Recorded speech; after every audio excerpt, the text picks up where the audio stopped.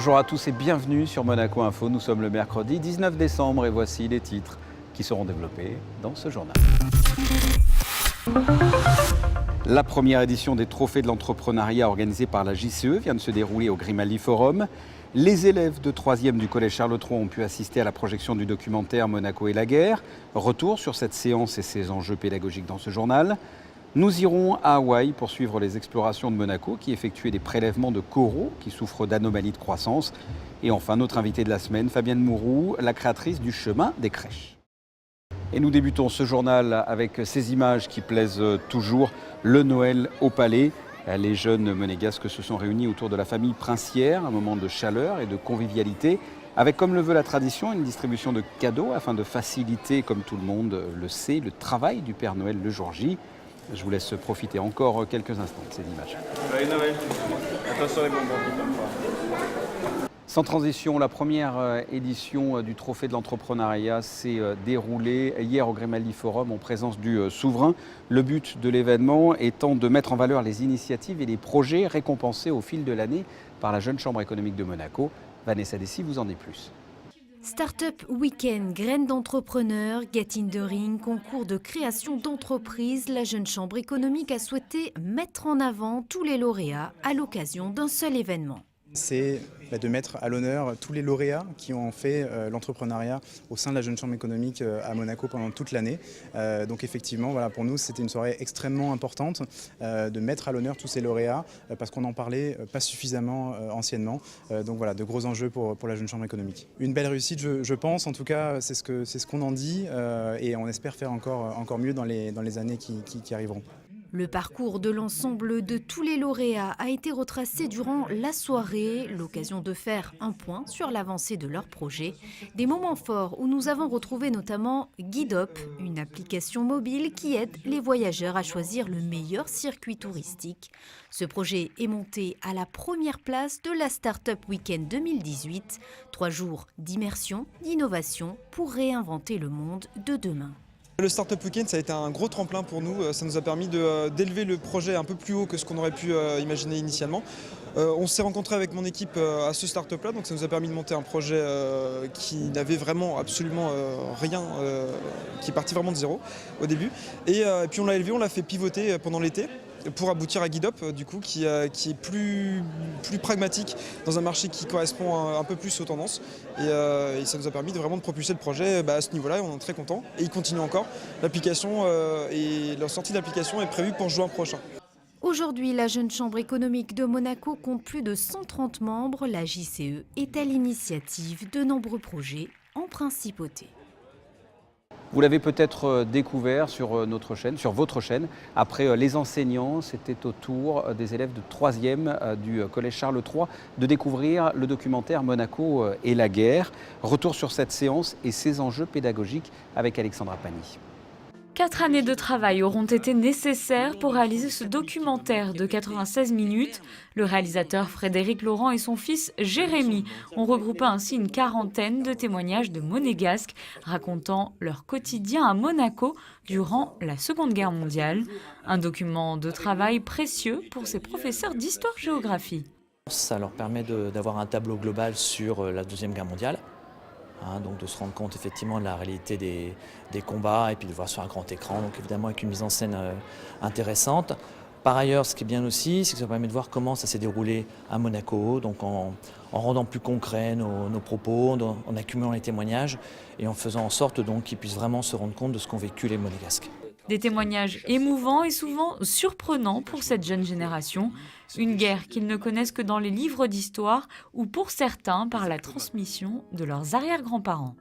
Le fait d'avoir des gens qui ont vécu les faits, raconter, témoigner, c'était vachement intéressant, pas que comme dans le livre de cours, on a tous les documents, là c'était vraiment vivant, on entendait ce qu'ils disaient de leurs propres mots. Et aussi les images, on voyait ce qui s'est vraiment passé. En cours et tout, on apprend, on écrit et tout. Dans les classes, c'était vraiment vivant avec les témoignages et tout, même avec les images de l'époque qu'ils supportent. Et même en étant belge, je pouvais m'appuyer sur pour un peu revivre l'histoire de Monaco grâce au reportage. Donc c'était très intéressant. C'est pas un truc qu'on oublie, parce que personnellement, j'ai des cousins à moi qui sont morts durant cette guerre. Et donc on revient toujours sur ce sujet en famille. Donc il y a un devoir de mémoire qui est fait. Oui. Quant à Frédéric Laurent, il vient de terminer un documentaire sur la souveraineté monégasque et d'autres projets sont déjà en cours de réalisation. Les explorations de Monaco viennent d'achever leur mission pour 2018 à Hawaï. Il s'agissait d'effectuer des prélèvements de coraux qui souffrent d'anomalies de croissance pour les rapatrier ensuite au centre scientifique de Monaco et ainsi les examiner. Les explications de Patricia Navarro. Depuis 25 ans, des anomalies de croissance ont été observées sur des coraux autour d'Hawaï. Générées par des modifications génétiques, bactéries ou virus, les grosseurs qui apparaissent sont révélatrices d'une pathologie mais aussi de mécanismes de défense développés par le corail. Ce que nous aimerions comprendre, c'est est-ce que ces anomalies sont reliées à l'apparition de certains micro-organismes pathogènes, mais également comprendre comment les coraux se défendent, puisque on sait actuellement que les coraux possèdent un système immunitaire inné, comparable au nôtre. Donc savoir pourquoi certaines branches présentent des anomalies et d'autres non, et est-ce qu'on peut relier ça à des réponses spécifiques dues par exemple à une infection, des réponses de défense. Le corail est le plus vieil animal du monde, plus de 500 millions d'années. Il a mis en place un arsenal de défense immunitaire contre les micro-organismes, mais cet équilibre peut être dramatiquement déstabilisé. Quand il y a un changement dans l'environnement du corail, c'est ce microbiote, là je parle du microbiote corallien, est très sensible à ces changements, va être chamboulé et va donner la place à peut-être des bactéries ou des virus qui étaient déjà présents, mais qui vont prendre le dessus sur les bons organismes et causer un problème au corail. Un peu exactement en fait, comme ça se passe chez nous au niveau de l'intestin. Comprendre le corail et ses réactions pourrait ainsi être extrêmement bénéfique à l'espèce humaine. Le corail a été assez peu étudié à ce niveau-là.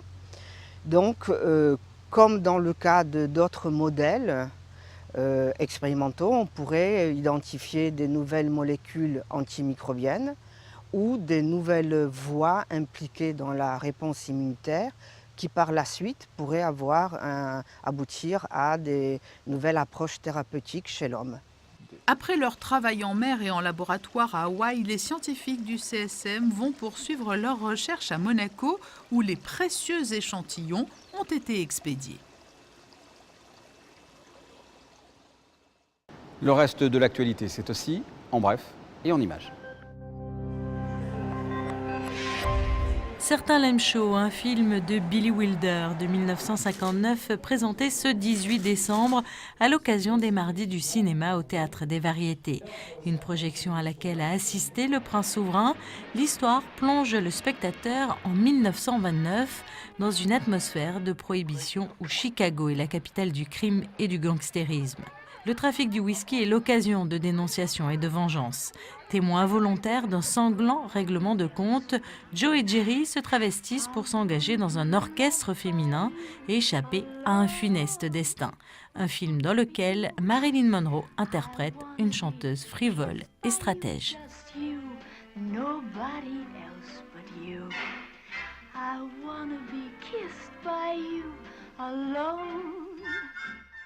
Samedi a eu lieu le traditionnel bal de Noël dans la salle Belle Époque de l'hôtel Hermitage, une 13e édition qui s'est articulée autour du thème Winter Wonderland, inspiré du célèbre parc d'attractions de Hyde Park à Londres.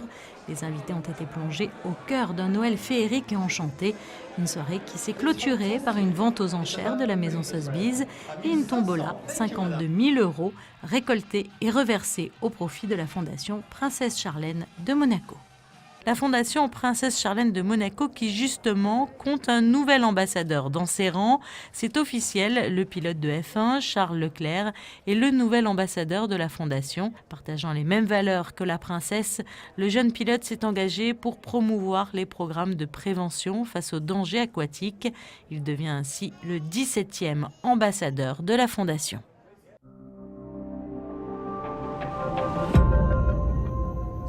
Et il est temps de recevoir notre invité de la semaine. On remercie d'ailleurs le restaurant Le Castelrock qui nous a ouvert ses portes, puisqu'au moment où on enregistre cette séquence, il pleuvait. Nous sommes avec Fabienne Mourou. Bonjour. Bonjour. On va parler du chemin des crèches, puisque vous en êtes l'organisatrice, la créatrice. C'est le retour du chemin des crèches. Et pourquoi ? Puisque ce chemin s'exporte une année sur deux, c'est ça ? Alors c'est exact, un chemin qui est biennal, si vous voulez, qui a commencé en 2013, il fête ses 5 ans aujourd'hui, et nous l'avons rendu biennal parce qu'il y avait comme idée, comme but fondamental de pouvoir une année rayonner sur la principauté de Monaco et créer au fur et à mesure un développement de ce chemin des crèches, et par ailleurs pouvoir faire rayonner Monaco sur les communes limitrophes, ce qui a été le cas par exemple l'an dernier, d'une part sur Cannes et d'autre part sur Rome. Voilà. Donc, quel est le principe de ce chemin des crèches à Monaco? Quel est le parcours? Quel est l'objectif?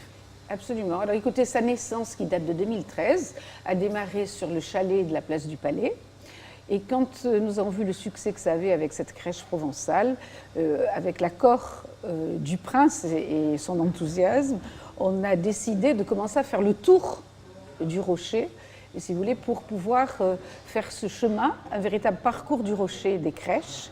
Et puis, au fur et à mesure des années, les idées se sont développées. Et il y a eu l'idée justement de se dire, mais ça serait encore plus beau de faire partir le chemin des crèches du bas, du marché de la Condamine, de monter tout le long de la rampe Major, parce qu'un chemin de crèche, finalement, ça se mérite, il faut grimper. Et c'était une idée qu'on a trouvée magnifique, et donc qui depuis maintenant 2 ans, si vous voulez, se développe énormément, puisque là, il y a eu toute l'idée de faire des crèches dans les petites meurtrières, en haut des remparts, et de faire un véritable, comment vous dire, accompagnement des piétons, qu'ils soient de Monaco, monégasques, ou qu'ils soient des touristes. Voilà, c'est un véritable chemin.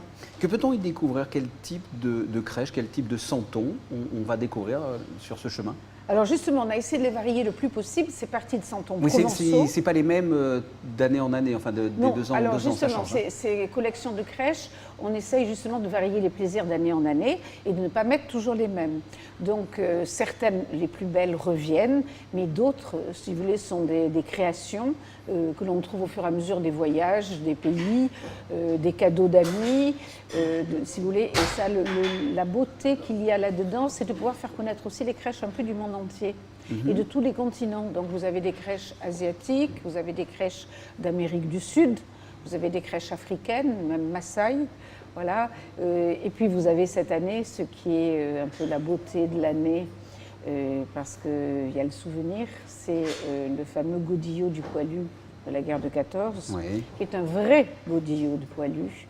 Et si vous voulez, où un artisan de Provence a eu l'idée d'ouvrir la semelle et de faire toute une mini-crèche à l'intérieur de cette semelle avec une idée très précise et un hommage. C'est que la nuit de Noël en 1914, les Allemands et les Français et les Anglais ont posé les armes dans la nuit de Noël et ont vécu, si vous voulez, cette nuit dans la paix en échangeant le peu de victuailles qu'ils pouvaient avoir, en jouant aux cartes.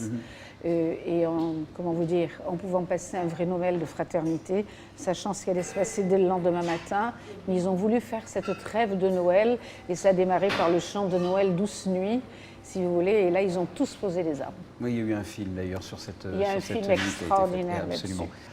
Quel est le message que vous voulez faire passer à travers ce chemin de crèche? Alors oui, c'est une question qui est très importante.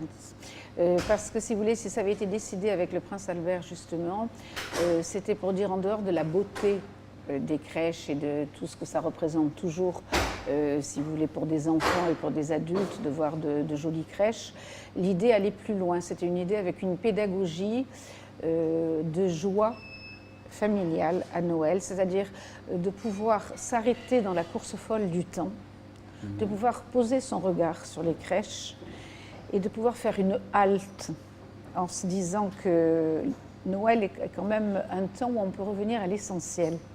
Alors les cadeaux, c'est formidable, et Dieu sait que c'est important à Noël, surtout dans le domaine de l'enfance, mais le fait de poser d'abord la joie familiale et la paix autour d'une crèche, Et puis d'y mettre après les cadeaux autour du sapin et de la crèche, c'était une belle démarche parce qu'elle était dans l'ordre. On posait d'abord l'essentiel, la paix, la joie, et ensuite tout ce qui va avec la paix et la joie, c'est-à-dire le don aux autres.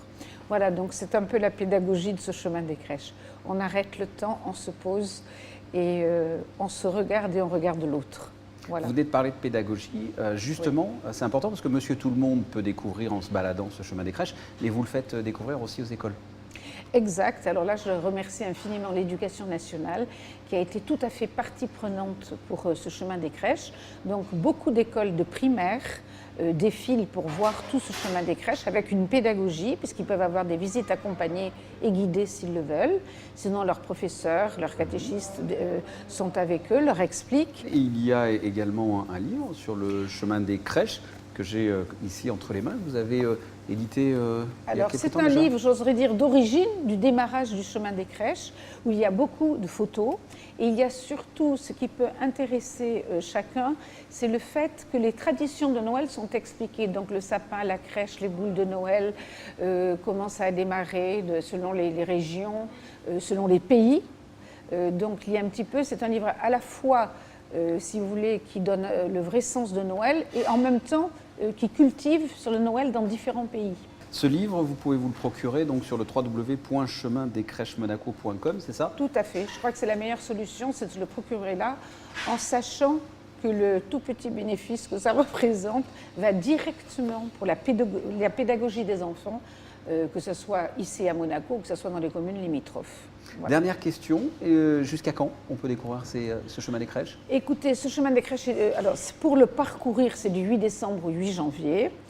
Et nous démontons le chemin des crèches entre le 10 et le 17 janvier. Voilà, là on démonte. Donc jusqu'au 8 janvier au soir, tout le monde peut aller regarder le chemin des crèches. Le découvrir. Merci infiniment d'avoir répondu à mes questions. On passe, puisque effectivement on a trouvé une solution de repli pour cet entretien, on passe à la météo. Aujourd'hui il pleut, je pense qu'il va faire meilleur dans les prochains jours. On regarde tout de suite la météo. Poursuite du mauvais temps jeudi avec des averses et un temps gris. Vendredi, retour des éclaircies, mais le ciel ne sera pas encore au beau fixe. Ce week-end, par contre, nette amélioration du temps et remontée des températures. Un climat plus doux avec des maximales atteignant les 15 degrés samedi. Même prévision pour le début de semaine avec du soleil et quelques nuages, mais passagers. Ce journal est terminé. Merci de votre fidélité. La suite de vos programmes sur Monaco Info. À très bientôt. Au revoir.